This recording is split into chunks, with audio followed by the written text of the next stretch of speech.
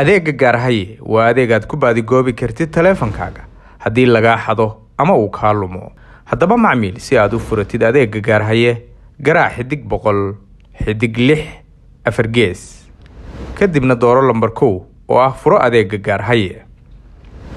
waxaad kala dooran kartaa xirmooyinka adeegga oo kala ah sanad leh, 6 bilood leh iyo bil leh. tusaale, dooro bil leh, kadibna dooro lambar 1 oo ah furo adeegga. macmiil, haddii uusan haraagaagu kuugu filnayn, waxa kuu soo baxaysa fariin kuu sheegaysa inaad ku bixin kartid kirada adeegga sahal. haddaba si aad ugu bixisid adeegga sahal, dooro lambar 1 oo ah sahal, kadibna dooro xirmada aad rabtid. waxaana ugu dambeyn dooranaysaa lambar 1 oo ah furo adeegga si aad u furatid adeegga gaarhaye.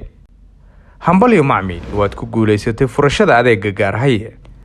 macmiil, markii taleefankaaga la geliyo kaar kale, waxaa kuu soo dhici doonta fariin kuu sheegaysa xogta lambarka isticmaalaya taleefankaaga. gaarhaye ku ilaasho taleefankaaga.